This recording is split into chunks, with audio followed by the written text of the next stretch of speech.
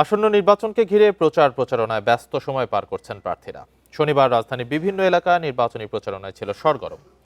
ঢাকা ১১ আসন সংলগ্ন এলাকার নিরাপত্তা ব্যবস্থা জোরদারে সিসিটিভি ক্যামেরা স্থাপন করার কথা বলেন বিএনপি মনোনীত প্রার্থী এম.এ. কাইয়ুম।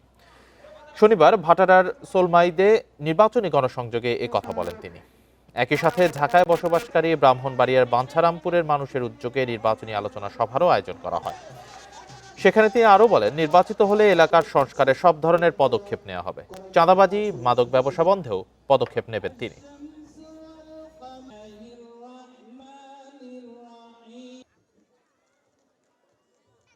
সিসিটিভি ক্যামেরার আওতায় এনে কে মাদক বিক্রি করে, কে সন্ত্রাস করে, কে ইফটিজিং করে তা আমরা চিহ্নিত করে প্রশাসনের মাধ্যমে ব্যবস্থা নেব।